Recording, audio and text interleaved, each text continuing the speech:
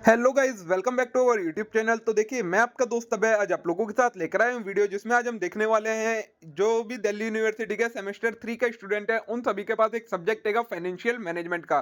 तो आज हम करने वाले हैं इसकी यूनिट नंबर 4, जिसका नाम है डिविडेंड डिसीजन की एक वन शॉट रिवीजन वीडियो, जिसके अंदर मैं आपको जितना भी थ्योरेटिकल कंटेंट इस यूनिट में से आपका एग्जाम के लिए रिलेवेंट है, आपके एग्जाम में जिसमें से क्वेश्चन पूछे जाते हैं, वो सारी चीजें आपको कवर करवाने वाला हूँ। साथ में इस यूनिट में प्रैक्टिकल क्वेश्चंस में जो जो फॉर्मूले यूज होने हैं, वो सारे फॉर्मूलाज भी आपको कवर करवाने वाला हूं। तो बिना देर किए शुरू करेंगे हम अपनी आज की वीडियो और देखेंगे इस कंप्लीट वन शॉट रिवीजन को। लेकिन उससे पहले अगर आपने अभी तक चैनल को सब्सक्राइब ना करा हो तो चैनल को जरूर सब्सक्राइब कर लें, वीडियो को लाइक करना ना भूलें, अपने सभी दोस्तों के साथ शेयर करना ना भूलें। इसके जो नोट्स हैं वो आपको टेलीग्राम चैनल पर अपलोड मिल जाएंगे। टेलीग्राम चैनल ज्वाइन करने के लिए यूट्यूब चैनल का अबाउट सेक्शन या कम्युनिटी पोस्ट वाले सेक्शन में आपको टेलीग्राम का लिंक मिलेगा, वहां से आप उसे ज्वाइन कर सकते हैं। तो चलिए बिना देर किए शुरू करते हैं हम अपनी आज की वीडियो। यूनिट नंबर 4 आपका नाम हैगा डिविडेंड डिसीजन। सबसे पहले इस यूनिट को समझने के लिए हमें समझना पड़ेगा कि डिविडेंड होता क्या है। तो मीनिंग ऑफ डिविडेंड है, dividend is that part of profit after tax which is distributed to share holder of the company. कि प्रॉफिट आफ्टर टैक्स मतलब टैक्स देने के बाद जो कंपनी का नेट प्रॉफिट बचता है, उसका वो हिस्सा जो कि शेयर होल्डर को डिस्ट्रीब्यूट किया जाता है, उसे हम कहते हैं डिविडेंड। एक्चुअली में क्या होता है, जो प्रॉफिट आफ्टर टैक्स के बाद प्रॉफिट आता है, नेट प्रॉफिट जिसे हम कहते हैं नेट प्रॉफिट आफ्टर टैक्स, उसमें से कंपनी क्या करती है, कुछ हिस्सा तो रिटेन करके रख लेती है, मतलब रिजर्व्स में ट्रांसफर कर देती है, और कुछ हिस्सा शेयर होल्डर को एज अ डिविडेंड डिस्ट्रीब्यूट कर देती है। तो जो उस प्रॉफिट का वो हिस्सा जो शेयर होल्डर को डिस्ट्रीब्यूट कर दिया जाता है, उसे ही हम डिविडेंड कहते हैं। Further the profit earn by company after paying taxes can be used for. तो यही बताया है कि कंपनी टैक्स पे करने के बाद जो उनका प्रॉफिट होता है, उन्हें दो चीज़ों के लिए यूज़ करती है, या तो डिस्ट्रीब्यूशन ऑफ डिविडेंड या फिर retaining A surplus for the further growth. अपनी ग्रोथ के लिए उसे रिटेन करके रख लेती है।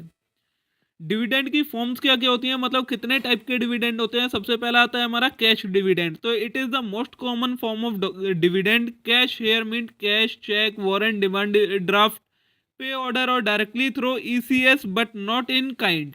कैश डिविडेंड क्या होता है, ये सबसे कॉमन मेथड है डिविडेंड देने का। इसके अंदर क्या क्या आता है, कैश के अंदर आप कैश में डिविडेंड दे सकते हैं, चेक दे सकते हैं डिविडेंड की, वारंट इशू कर सकते हैं, डिमांड ड्राफ्ट, पे ऑर्डर, या फिर डायरेक्ट ईसीएस के थ्रू आप पैसा ट्रांसफर कर सकते हैं। ये सारी चीज़ें आपकी कैश डिविडेंड में इंक्लूड करी जाती हैं। मतलब जब इन सारी चीज़ों के से डिविडेंड दिया जाता है, तो उसे हम कैश डिविडेंड कहते हैं। इसमें कोई भी काइंड की चीज़ इंक्लूड नहीं करी जाएगी, ठीक है।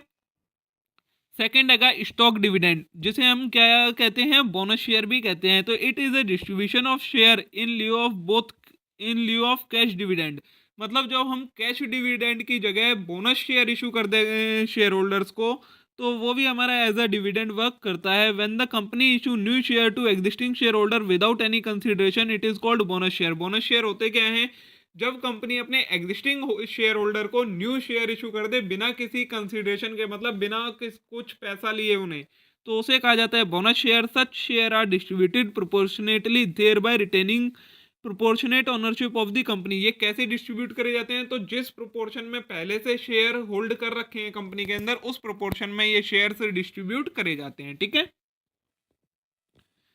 नेक्स्ट है आपका significance of dividend policy. Dividend policy की क्या सिग्निफिकेंस है, मतलब क्यों जरूरी होती है एक अच्छी डिविडेंड पॉलिसी। तो नंबर वन है लॉन्ग टर्म फाइनेंसिंग डिसीजन। तो वेदर टू रिटेन और distribute the profit forms the basis of this decision. Long term financing decision क्या आता है, इसमें हम देखते हैं कि हमें कितना पैसा अपने पास रिटेन करके रखना है और कितना एज अ डिविडेंड डिस्ट्रीब्यूट करना है। Further, payment of cash dividend reduce the amount of fund required to finance profitable investment opportunity, thereby restricting its financing option। क्योंकि ये डिसीजन हमें बहुत ध्यान से लेना होता है, क्योंकि इसमें क्या होता है, अगर हम कैश डिविडेंड डिस्ट्रीब्यूट करते हैं तो कंपनी का फंड कम हो जाता है, जिससे जो आने वाली इन्वेस्टमेंट ग्रोथ अपॉर्चुनिटी है, उसके लिए कंपनी के पास पैसा नहीं बचता कि वो उनमें इन्वेस्टमेंट कर पाए, और उससे कंपनी की ग्रोथ भी रुक सकती है। तो ये वाला डिसीजन जो हैगा कि हमें कितना डिस्ट्रीब्यूट करना है एज अ डिविडेंड और कितना अपने पास रिटेन करना है, एक बहुत जरूरी इंपॉर्टेंट डिसीजन होता है और बड़े ध्यान से लेना पड़ता है कंपनी को। नेक्स्ट है वेल्थ मैक्सिमाइजेशन डिसीजन। तो management should develop a dividend policy which divide net earning into dividend and retain earning in an optimum way as to achieve the objective of wealth maximisation for share holder. क्या बोला गया है, second जो important decision है वो होता है wealth maximisation का डिसीजन। इसके अंदर क्या होता है कि जो कंपनी है उसे बड़े ध्यान से ये डिसाइड करना होता है कि कितना हमें डिविडेंड डिस्ट्रीब्यूट करना है और कितना रिटेन करना है, क्या ऑब्जेक्टिव माइंड में रहना चाहिए कि हमें एक ऐसा ऑप्टिमम मिक्स देखना है कि इतना डिविडेंड डिस्ट्रीब्यूट कर दो, इतना रिटेन कर लो कि जो हमारे शेयर होल्डर हैं उनकी वेल्थ मैक्सिमाइज हो जाए, मतलब जो मार्केट प्राइस हो उस टाइम पर शेयर का वो बहुत ज़्यादा हाई पे आ जाए और जो वेल्थ है वो सबसे हाई लेवल पर हो शेयर होल्डर की। Such a policy will be influenced by investment opportunity available to the firm. ये किससे इन्फ्लुएंस होता है? ये जो वेल्थ मैक्सिमाइजेशन डिसीजन है ये इस पर डिपेंड करता है कि फर्म के पास इन्वेस्टमेंट अपॉर्चुनिटी है या नहीं है। The value of dividend as against capital gain to share holder. और जो शेयर होल्डर होते हैं उनके लिए वो जो डिविडेंड होता है वो एक तरीके से कैपिटल गेन का काम करता है। ठीक है, ये दो इंपॉर्टेंट डिसीजन लेने होते हैं डिविडेंड के अंदर। अब आता है डिटर्मिनेंट ऑफ डिविडेंड डिसीजन, मतलब हमारा कैसे पता लगता है कि हमें कितना डिविडेंड डिस्ट्रीब्यूट करना है, ये डिसीजन हम कैसे लेते हैं। तो नंबर वन आता है अवेलेबिलिटी ऑफ फंड। तो if business is in requirement of fund then retain earning could be a good source, the reason being the saving of flotation cost and prevention of dilution of control which happen in case of new equity share to public। availability of fund क्या बोला है? अगर business को ज़्यादा fund की ज़रूरत है, मतलब न्यू फंड की रिक्वायरमेंट है, तो रिटेन अर्निंग एक अच्छा सोर्स माना जाता है। क्यों माना जाता है अच्छा सोर्स?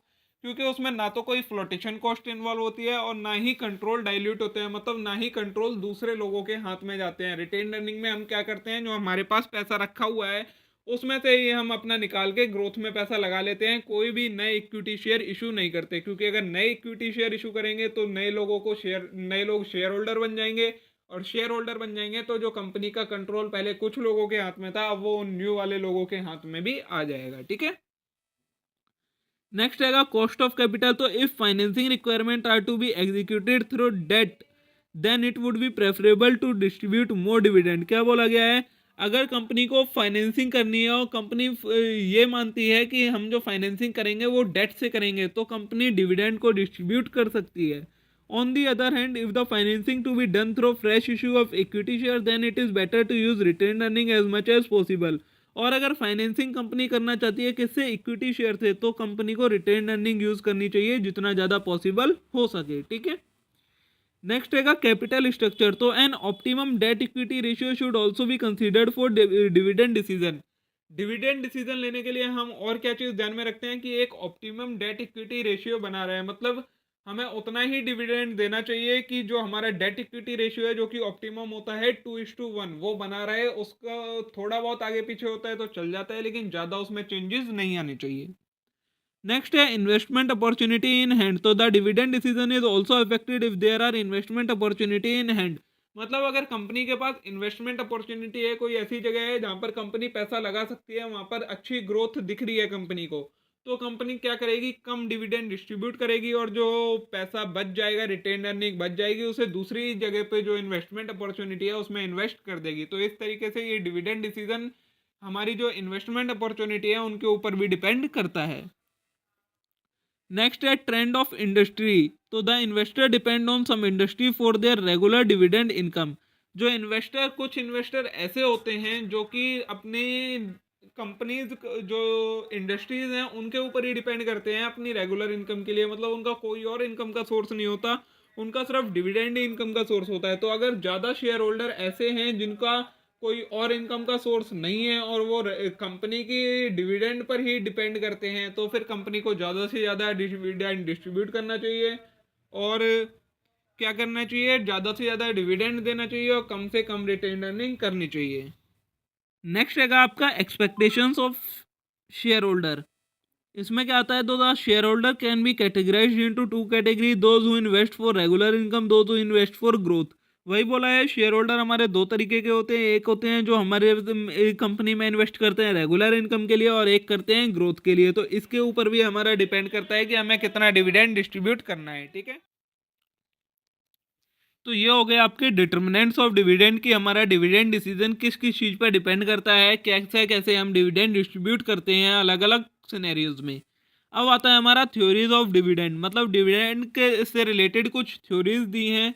फर्स्ट है कि मोडग्लानी एंड मिलर अप्रोच, जिसे हम अप्रोच भी कहते हैं। तो मार्केट वैल्यू, इसमें क्या बोला गया है? Market value of equity share of a firm solely depend upon its earning power. जो कंपनी के शेयर होता है उसकी जो मार्केट वैल्यू होती है वो किस चीज़ पर डिपेंड करती है, कंपनी की अर्निंग पावर पर। And it is not influenced by manner in which its earning are split between dividend and retain earning. और क्या बोला गया है, ये इस चीज़ पर डिपेंड नहीं करती है कि हम कितना उसके कंपनी को कंपनी कितना डिविडेंड दे रही है या कितना रिटेन कर रही है, बल्कि इस चीज़ पर डिपेंड करती है कि कंपनी कितना कमा रही है। Market value of equity share is not affected by dividend size. और जो कंपनी के शेयर की मार्केट वैल्यू है वो डिविडेंड देने के साइज से अफेक्ट नहीं होती है, ये कहती है हमारी एमएम अप्रोच। अब एजम्पशन क्या क्या है एमएम अप्रोच में, देखिए सबसे पहला आएगा परफेक्ट कैपिटल मार्केट। तो हमें कुछ चीज़ें एज्यूम करनी पड़ती हैं एमएम अप्रोच के अंदर। फर्स्ट है कि परफेक्ट कैपिटल मार्केट, तो firm operate in a market in which all investor are rational and information is freely available to all. क्या बोला गया है, फर्म एक ऐसी मार्केट में ऑपरेट हो रही है जहाँ पर जो इन्वेस्टर हैं वो रेशनल हैं और जो चाहें वो इन्फॉर्मेशन गेन कर सकते हैं, उन्हें कोई भी रिस्ट्रिक्शन नहीं है। नेक्स्ट है नो टैक्सेस, तो देयर आर नो टैक्सेस और नो टैक्स डिस्क्रिमिनेशन। क्या बोला गया है, एक फर्म एक ऐसी जगह वर्ल्ड में है जहाँ पर कोई भी टैक्सेस नहीं लगते हैं। Between dividend income and capital appreciation it means there is no difference in taxation of dividend और कैपिटल गेन, ठीक है। नेक्स्ट रहेगा फिक्स्ड इन्वेस्टमेंट पॉलिसी, तो it is necessary to assume that all investment should be finance through equity only since implication after using debt as a source of finance may be difficult to understand. क्या बोला गया है, third assumption ये है कि जो company जितना भी पैसा रेज कर रही है, फाइनेंस कर रही है, वो किससे कर रही है, सिर्फ इक्विटी से कर रही है, कोई भी डेट नहीं लिया जा रहा है कंपनी में।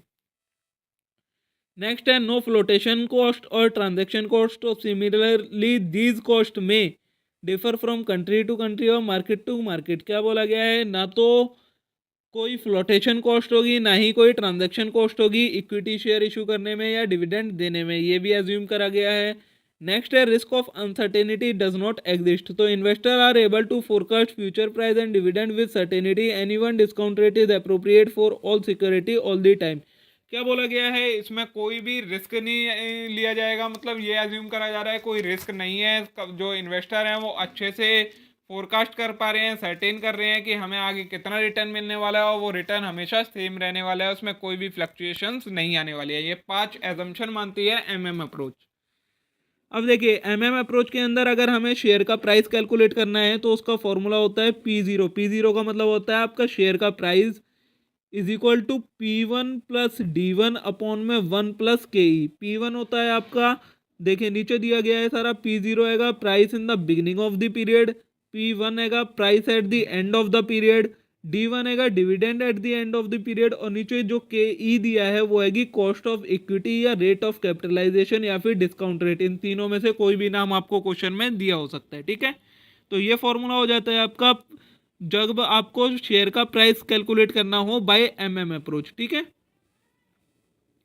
नेक्स्ट आता है आपका determination of value of firm under MM approach. अब आपने शेयर का प्राइस कैलकुलेट कर लिया तो आप वैल्यू ऑफ फर्म कैसे निकालेंगे, तो वैल्यू ऑफ फर्म निकालने का फॉर्मूला दिया है number of share outstanding at the beginning, beginning में कितने शेयर थे, उसके बाद number of share issued to raise fund, बाकी फिर आपको जो फंड की जरूरत पड़ी उसके लिए आपने कितने शेयर्स को इशू करा है, उसको मल्टीप्लाई करेंगे आप price at the end of the period, फिर उस टोटल में से माइनस कर देंगे इन्वेस्टमेंट रिक्वायरमेंट कितनी है और अर्निंग को ऐड कर देंगे और टोटल को आप डिवाइड करेंगे किससे, 1 प्लस KE से, तो आपके पास वैल्यू ऑफ फर्म निकल के आ जाएगी, ठीक है।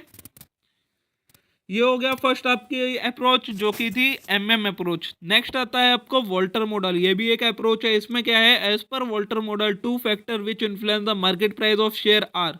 वोल्टर मॉडल के अकॉर्डिंग जो शेयर के मार्केट प्राइस को अफेक्ट करते हैं वो दो चीज़ें क्या क्या हैं, डिविडेंड पर शेयर मतलब हम कितना डिविडेंड दे रहे हैं, और relationship between IRR and KE, और IRR internal rate of return और कॉस्ट ऑफ इक्विटी के बीच में क्या रिलेशन है। इन चीज़ों पर हमारा जो क्या है मार्केट प्राइस डिपेंड करता है शेयर का। वोल्टर मॉडल में भी हमें कुछ अजम्पशन लेनी पड़ेंगी। सबसे पहली अजम्पशन है all investment proposal of firm are to be financed through retained earning. इन्होंने माना है कि जितनी भी फाइनेंसिंग हो रही है कंपनी की वो किससे हो रही है, रिटेन्ड अर्निंग से हो रही है, ना तो इक्विटी इशू करी जा रही है ना डेट इशू करा जा रहा है। नेक्स्ट है कि assumption r rate of return, b KE cost of capital are constant. क्या माना है कि जो रेट ऑफ रिटर्न है कॉस्ट ऑफ कैपिटल है वो कॉन्स्टेंट मानी जाएगी। नेक्स्ट है परफेक्ट कैपिटल मार्केट। तो the firm operate in a market in which all investor are rational and information is freely available. ऊपर वाली पॉइंट है कि फर्म एक ऐसी इंडस्ट्री में है, ऐसी मार्केट में है जहाँ पर इंफॉर्मेशन इन्वेस्टर को इजिली अवेलेबल हो जाती है। नेक्स्ट है नो टैक्सेस और no tax discrimination between dividend income and capital appreciation. ना तो कोई टैक्स होगा और ना ही कोई टैक्स डेप्रिसिएशन होगा, वो टैक्स डिस्क्रिमिनेशन होगा ना तो डिविडेंड इनकम के ऊपर और ना ही कैपिटल एप्रिसिएशन के ऊपर। ठीक है, ये 4 एजम्पशन हो गई।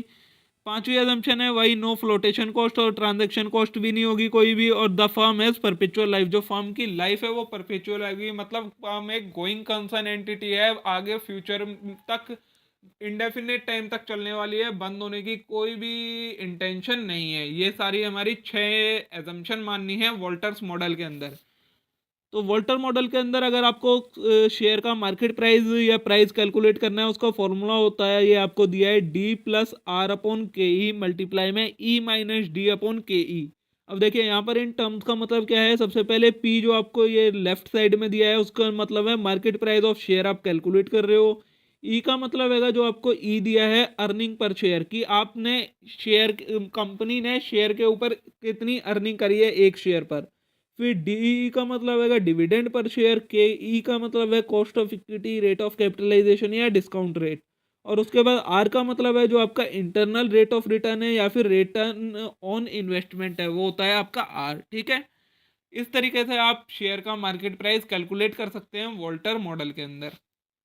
ये फॉर्मूलाज इंपॉर्टेंट है, आप इन्हें एक जगह पर लिख लीजिएगा, जब मैं प्रैक्टिकल क्वेश्चन करवाऊंगा तब आपको यहीं से इनकी रेफरेंस दूंगा। ठीक है, नेक्स्ट अप्रोच आती है आपकी गॉर्डन्स मॉडल। तो according to Gordon's model when IRR is greater than cost of capital the price per share is increase. क्या बोला गया है गॉर्डन मॉडल के अकॉर्डिंग, अगर जो हमारा आईआरआर है वो बड़ा है किससे, कॉस्ट ऑफ कैपिटल से, तो हमारा जो प्राइस पर शेयर है वो इंक्रीज होगा and dividend pay out ratio decrease होगा। मतलब अगर क्या है, जो हमारा इंटरनल रेट ऑफ रिटर्न है वो हमारी कॉस्ट ऑफ इक्विटी से ज़्यादा है, तो हमारे जो मार्केट शेयर है उसका तो प्राइस बढ़ेगा, लेकिन जो हमारा डिविडेंड पे आउट रेशियो है, मतलब जो हम डिविडेंड पे करेंगे वो डिक्रीज होता जाएगा। On the other hand when IRR is lower the cost of capital, ये बोला है कि अगर आईआरआर कम है कॉस्ट ऑफ कैपिटल से, दो प्राइस ऑफ शेयर डिक्रीज होगा और dividend pay out ratio increase हो जाएगा। ये हमारा कहता है गॉर्डन्स मॉडल। ठीक है, अब गॉर्डन्स मॉडल में भी कुछ एजम्पशन है। Number 1, firm is an equity firm, no debt. जो फर्म है वो पूरी एक इक्विटी फर्म है, उसमें कोई भी डेट नहीं है। नेक्स्ट है IRR will remain constant because change in IRR will change the growth rate and consequently the value will be affected. क्या बोला गया है, आईआरआर है वो हमारा कांस्टेंट रहेगा, क्योंकि अगर आईआरआर चेंज होगा तो हमारा ग्रोथ रेट भी चेंज हो जाएगा और उससे हमारी वैल्यू अफेक्ट हो जाएगी। ठीक है, नेक्स्ट है K E will remain constant because change in discount rate will affect the present value. जो हमारी कॉस्ट ऑफ इक्विटी है वो भी कांस्टेंट रहेगी, क्योंकि अगर ये चेंज हुआ तो हमारी उसकी प्रेजेंट वैल्यू भी चेंज हो जाएगी।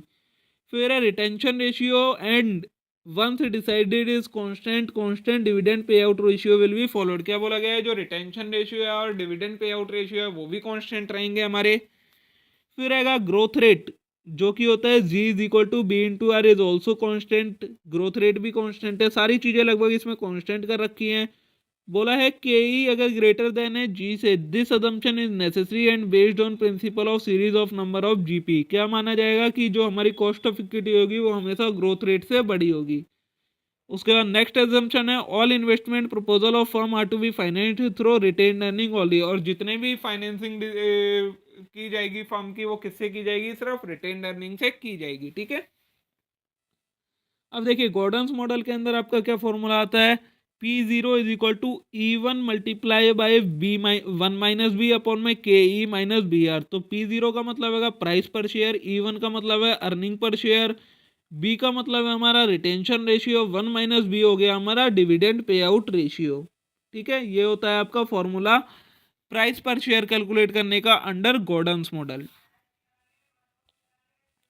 नेक्स्ट आता है आपका गॉर्डन्स रिवाइज्ड मॉडल। तो Gordon's argues that what is available at present is preferable to what is available in future. क्या बोला गया है, गॉर्डन्स का मानना था कि जो आज अवेलेबल है वो ये भी माना जाएगा कि हमें फ्यूचर में भी उसी तरीके से मिलेगा, ऐसा नहीं माना जा सकता था। तो as investor are rational they want to avoid risk and uncertainty. जो इन्वेस्टर हैं वो रेशनल हैं, तो वो रिस्क को अवॉइड करना चाहते हैं, किसी भी टाइप की अनसर्टेनिटी को अवॉइड करना चाहते हैं। They would prefer to pay a higher price for share on which current dividend are paid. तो वो हाइयर प्राइस देने के लिए भी तैयार होते हैं अगर उन्हें कम रिस्क मिले, मतलब रिस्क एक ऑप्टिमम मिलना चाहिए, ज़्यादा रिस्क नहीं होगा तो वो ज़्यादा प्राइस में भी शेयर खरीदने के लिए तैयार हो जाएंगे। Conversely they would discount the value of share of firm which postpone dividend. और अगर कोई कंपनी डिविडेंड नहीं देती है तो वो क्या करते हैं, फिर उससे शेयर होल्डर सारे मिलकर उस जो फर्म का मार्केट प्राइस है शेयर का उसे कम करवा देते हैं। The discount rate would very with retention rate. और जो हमारा डिस्काउंट रेट होता है वो किस पर डिपेंड करता है, हमारे रिटेंशन रेट पर डिपेंड करता है।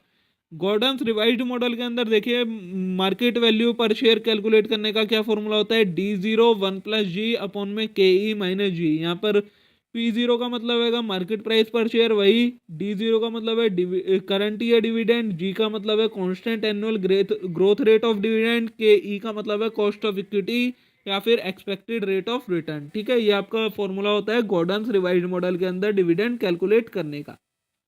तो देखिए दोस्तों, यहाँ पर हमारी जो ये यूनिट नंबर 4 है इसकी एक वन शॉट रिवीजन कंप्लीट हो जाती है। जितना भी इंपॉर्टेंट थ्योरेटिकल कंटेंट था वो सारा मैंने आपको कवर करवा दिया है। मे भी आज की ये वीडियो आप लोगों के लिए यूजफुल रही होगी, आप लोगों को पसंद आई होगी। वीडियो अच्छी लगी हो तो वीडियो को लाइक करना ना भूले, चैनल को जरूर सब्सक्राइब कर लें इस टाइप के और कंटेंट के लिए। अब हम मिलते हैं नेक्स्ट वीडियो में। Thank you.